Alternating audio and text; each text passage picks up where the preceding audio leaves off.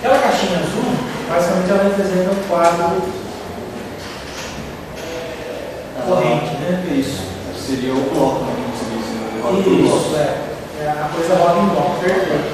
Uma coisa que eu queria ver se vocês estão com isso em mente é qual que é o formato de manipulação? RGB? Eu acho que seja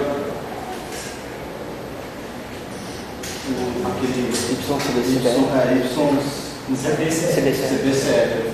E a gente chama também, me parece, eu não comentei isso, né, que a gente chama também de YUV. É muito comum chamar o CBCR, YCBCR de YUV. Beleza. Naquela caixinha azul a gente usa YCBCR, mas exatamente com que amostragem? Lembra dessa história?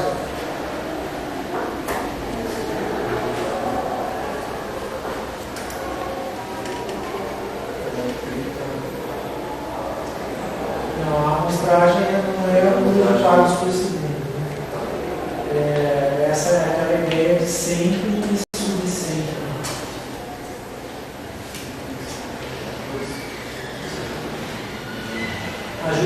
Ajuda dos universitários a entender? Qual a pergunta?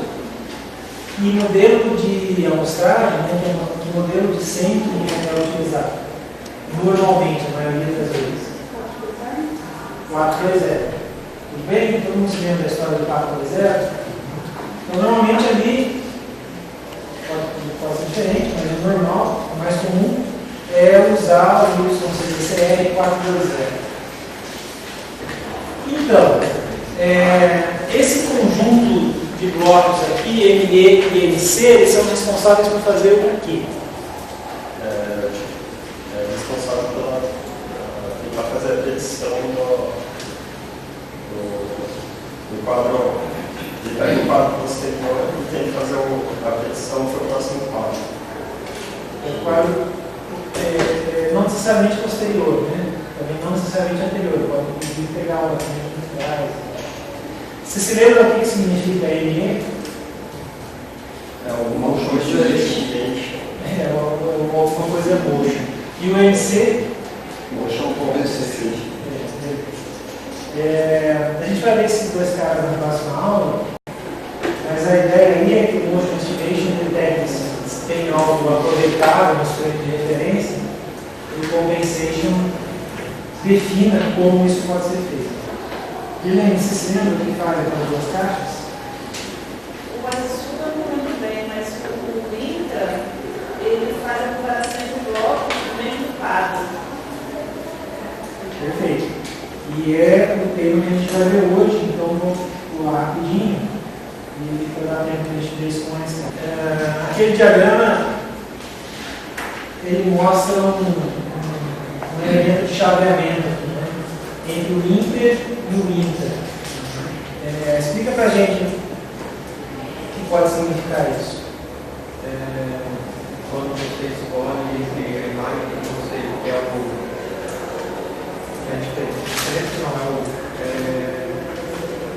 a imagem ruim, os resíduos da imagem que você pegou da diferença, ou se você vai usar a parte de baixo que eu não sei qual é. Daí você vai usar para somar ou subtrair da imagem.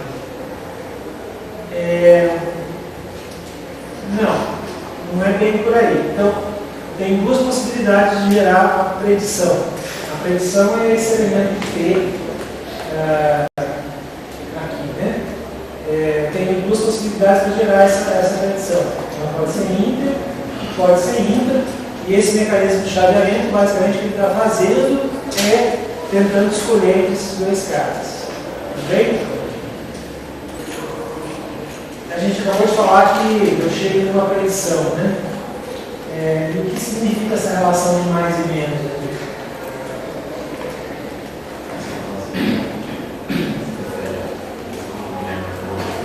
Mais ou menos, dá uma explicada aí.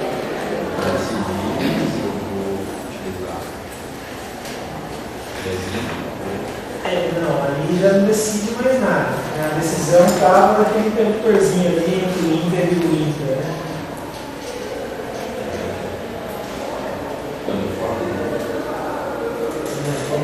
Vamos passar, vamos ver se a gente pega o próximo. Próximo, Helber, o que significa essa relação de mais e menos aqui? O que está fazendo nesse módulo? Você pegou o bloco corrente e subtrai a predição. Esse vai obter residual. Perfeito. Beleza? Por que a gente usa o residual e não a imagem, de fato? Não o bloco corrente?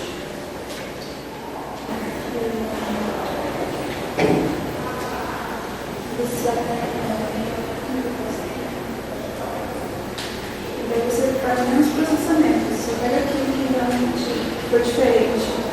Não. A ideia é essa, mas coloca para a gente em palavras. Não é que você faça menos processamento, né? Não é bem isso. Realmente, quando aplicado o CT, vai ter uma maior quantidade de zeros. Quando aplicado o CT ou transformação, vai ter uma maior quantidade de zeros. Por quê? Corte igual. Isso. Basicamente você tem menos informação residual do que na imagem original. Né? Acho que todo mundo consegue meio que intuitivamente aí, enxergar isso. Como tem menos informação residual, o resultado do CT vai ter a quantidade de pacientes não zero muito menor, e, portanto, a quantidade de dados que tem que gravar no final é menor também. Deixa eu ver o que a gente estava ali. Então, aquele passo P e passo Q, o que esses blocos fazem? Essa pergunta está fácil, né? Porque codifica e depois basicamente uma coisa muito parecida com o que é feito com o DCQ. Né? Então, olha, depois do passo Q, a gente tem esse valor X aqui, né? E esse valor X, eu utilizo para reconstruir um dado que vai entrar de novo no algoritmo. Né? Tem uma realimentação aqui no algoritmo. Você conta para a gente aí, por que tem qual a razão de ser dessa realimentação? Para poder aproveitar os cálculos anteriores.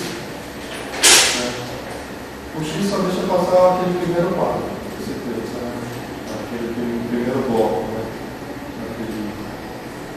E reaproveita por outros blocos para a construção da imagem. A primeira definição foi perfeita, mas aí quando você falou que só a história do primeiro bloco ali, mas assim, nesse algoritmo eu faço bloco a bloco, né? E a cada bloco que eu resolvo, eu posso ir guardando esses caras, né? O algoritmo aqui, ele fala em 1 ou 2 frames anteriormente codificados. Na verdade já passou, acho que não foi a gente volta.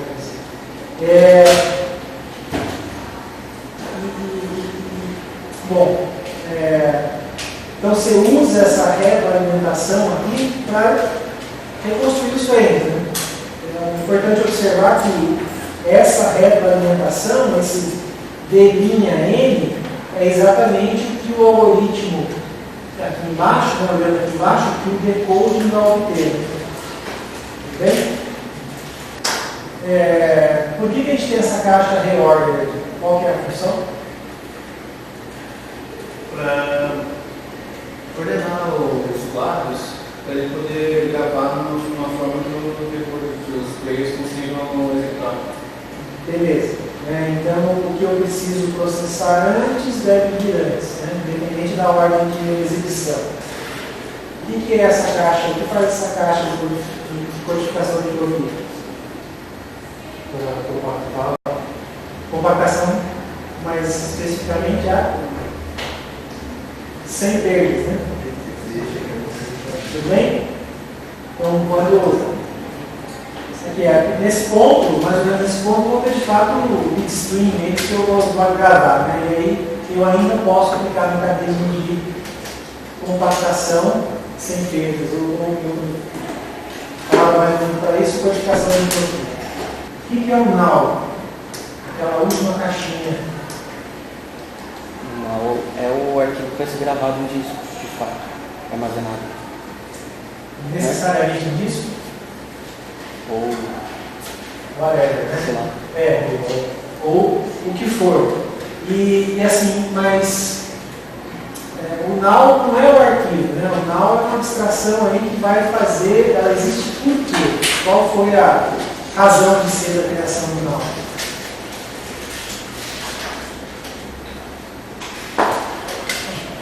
Porque mídia agora vai estar pegada em qualquer coisa, né? Tanto armazenamento quanto envio. Perfeito. Então é uma abstração, uma componente ali que vai adaptar o meu conteúdo para o tipo de mídia que ela vai ter que rodar. Ok? A ideia é exatamente essa, mas conta para a gente, por exemplo, que diferenças o null pode implementar para, por exemplo, entre uma mídia que vai rodar no Blu-ray e uma transmissão web. Ele tem que saber organizar um pouco os quadros para, no caso, ele já aproveita, já manda mais compactado ou mais. Como é que eu posso dizer? Ele aproveita todos os quadros mesmo, né? Para você não ter tanto processamento para envio, já que o Blu-ray está tudo guardado em qualidade alta. E, tipo, ele já decide mais ou menos o quanto ele pega da informação, não é? Não é bem essa a ideia. Então, por exemplo, o Blu-ray. O Blu-ray ele não pode assumir a perda de qualidade no Blu-ray, mas na hora do now para o streaming ele consegue assumir essa perda. Então...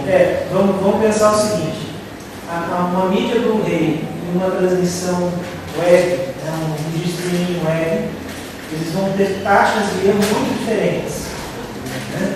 Então, o Blu-ray tem uma taxa de erro muito próxima de zero no processo de leitura, enquanto a gente sabe que uma conexão à internet, especialmente rede sem fio, tem uma taxa de erro muito mais alta. Então, fundamentalmente, assim, para começar a discussão, né, o tamanho dos pacotes, o tamanho das unidades que são gravadas, né, o tamanho dos pacotes que são gerados, vão ser provavelmente muito diferentes. Tá? Então, num streaming de internet, você pode usar pacotes muito menores, para que a perda de um pacote não tenha um impacto tão alto.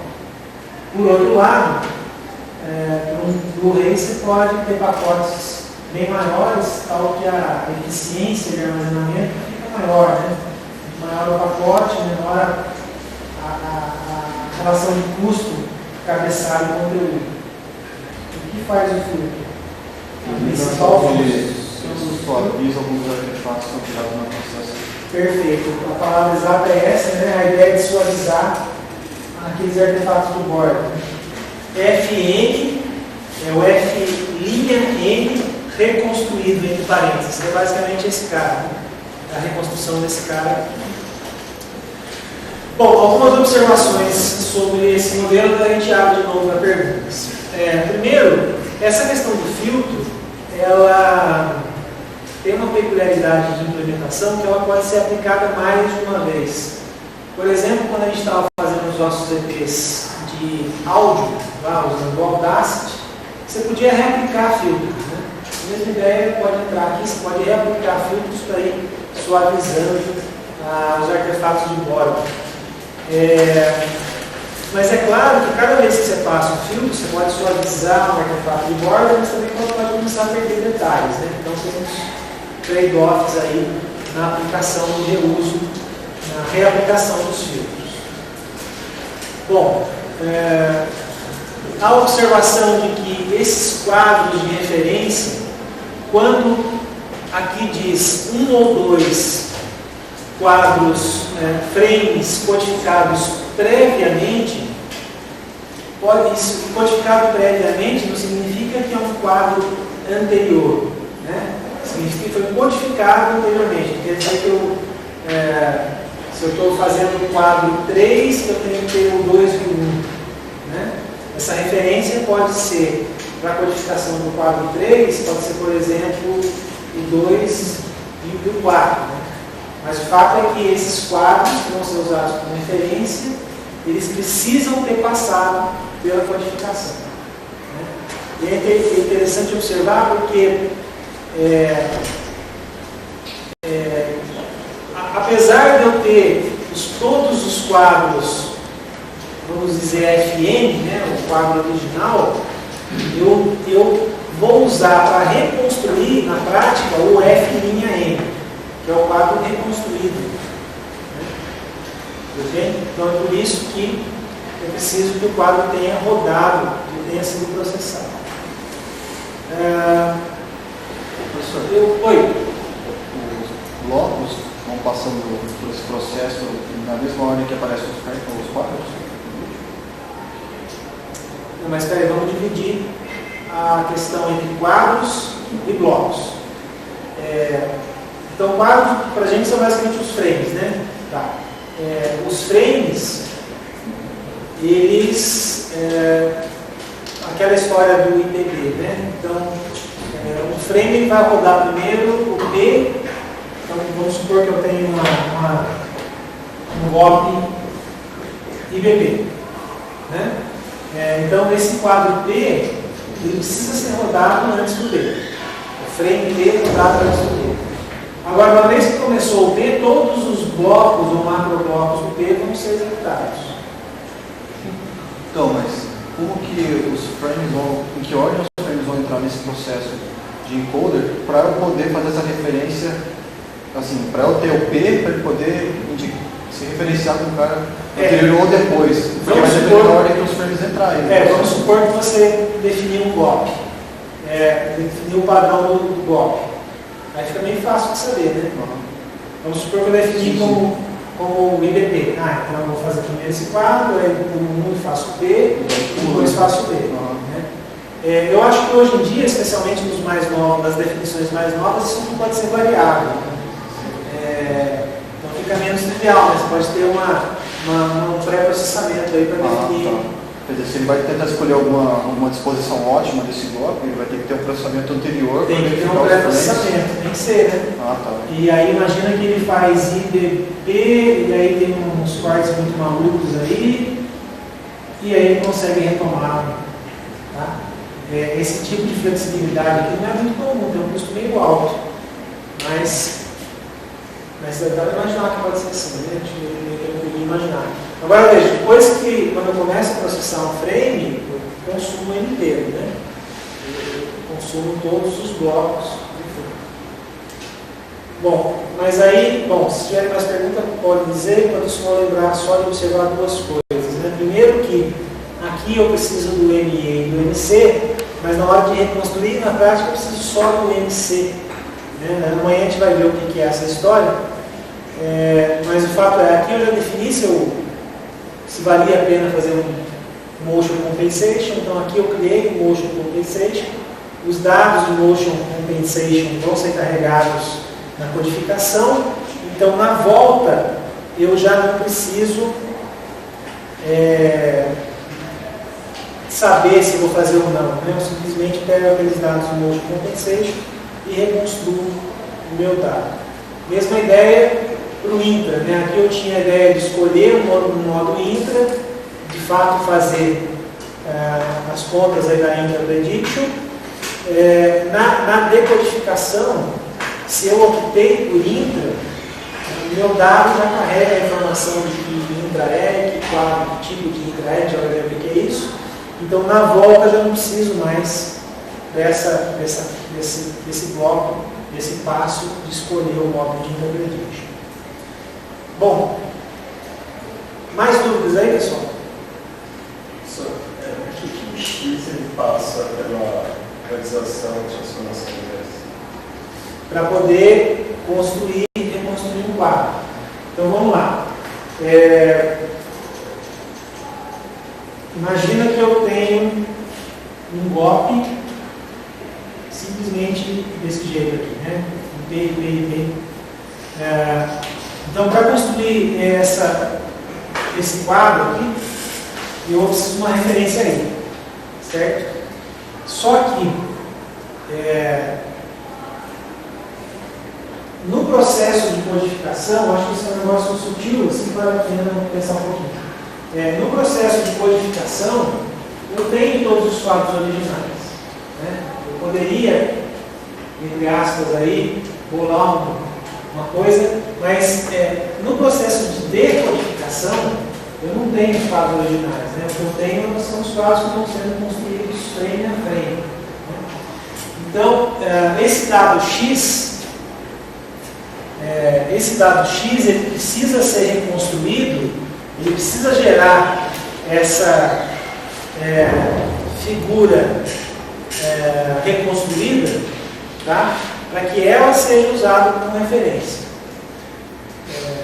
Eu não vou usar o dado original como referência, né? Então, ou seja, para construir o dado P, para construir o frame P, imagina que agora eu sou o decoder, né? Sou o decoder aqui, vou reconstruindo quadro a quadro. Eu vou reconstruir o quadro I. Ao reconstruir esse quadro, não tem quadro original, né? Tem um quadro que tem perdas aí, provavelmente, e é desse quadro com perdas que eu vou construir o meu quadro P. Tá. Agora, então veja, eu não posso, no meu processo de codificação, usar o quadro original de referência. Eu tenho que usar o quadro que eu vou ter lá no processo de decodificação. Tudo bem a ideia? Mas por que você não pega direto da saída da baguncinha ali? Porque esse cara aqui, desse ponto até esse ponto, acontece uma coisa muito importante, que é o que, pessoal? O que acontece? Perda de informação. O DCT, mas o DCT eu não consigo voltar. Quantização. Mas a quantização, aqui tem um descarte de informação, né? Então, esse dado é basicamente diferente do que sai na bolinha aqui, porque ele já tem perdas inseridas, né? E são essas perdas que diferenciam o original do codificado, né? Se eu reconstruísse a partir do DN, né, que é esse dado que está aqui,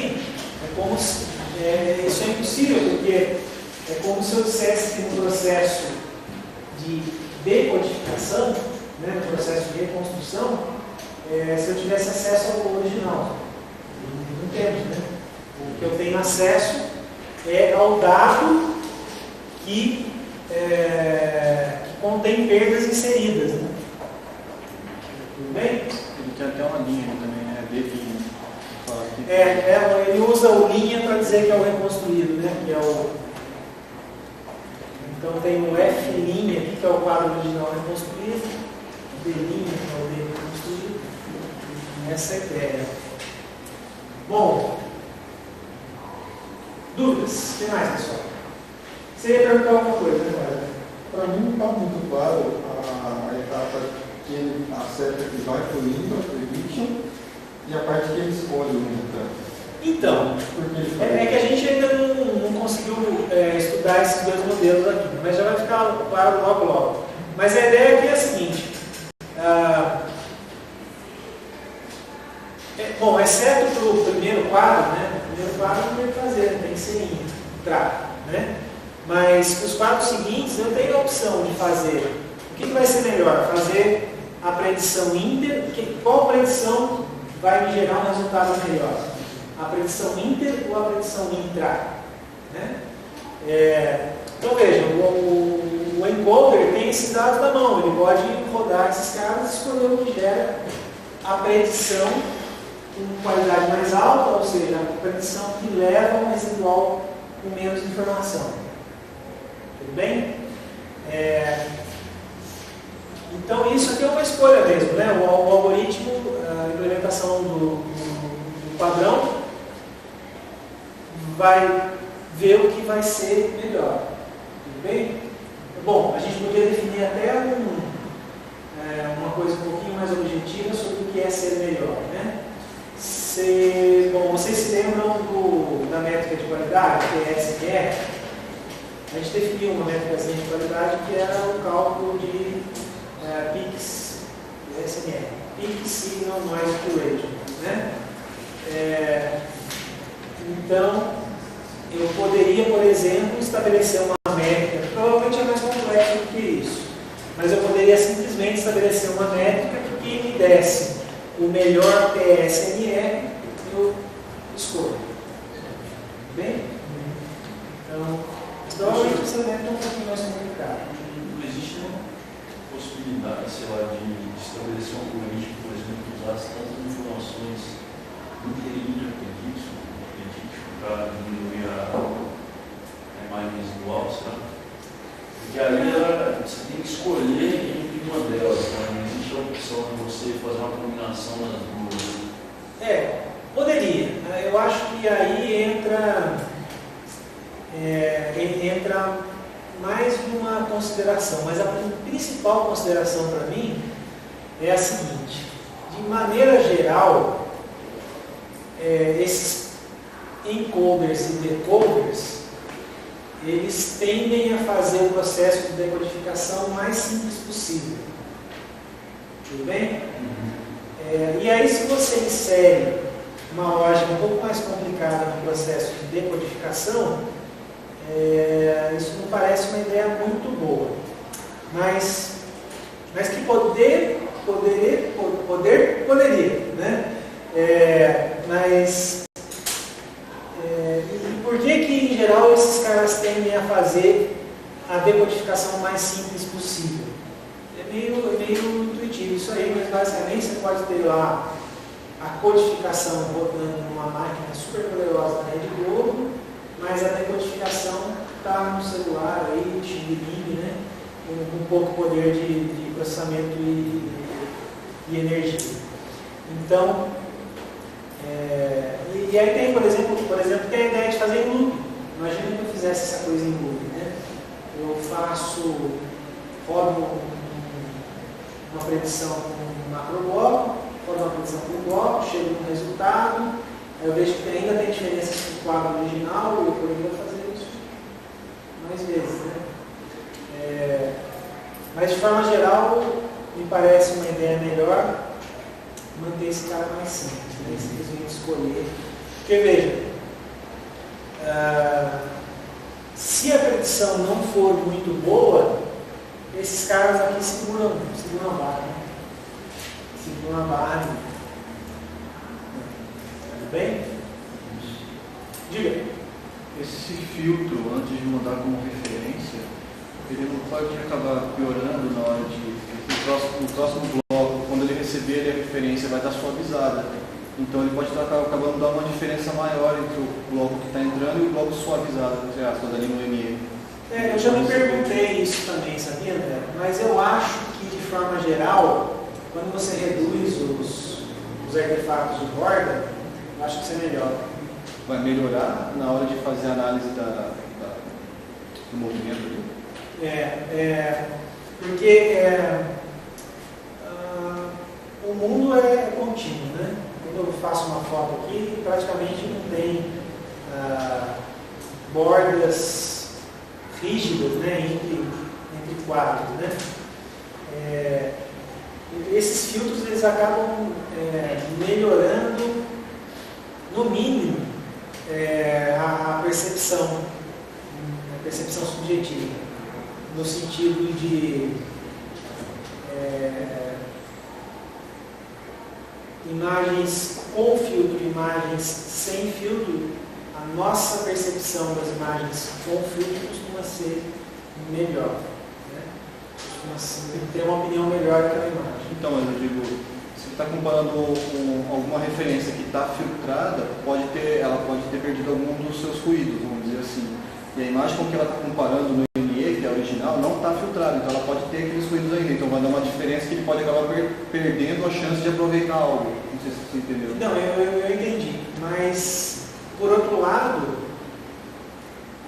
Então, assim, ele pode perder detalhes, por exemplo. Né? Quando eu passo um filtro, posso perder o brinco da mocinha, né? O detalhe lá era um pixel na imagem. Mas daí isso você resolve, essas perdas você resolve nas diferenças aqui, né? Agora,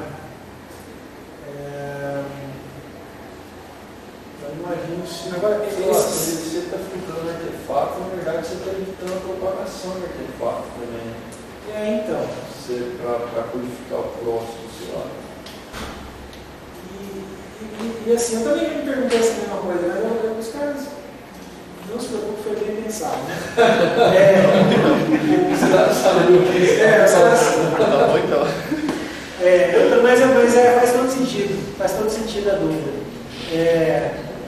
Agora, mas, bom, tem uma questão aí, né? É a mesma questão que a gente estava falando. Quando eu reduzo um artefato em bloco, ele pode ficar mais próximo do corrente do que esse cara.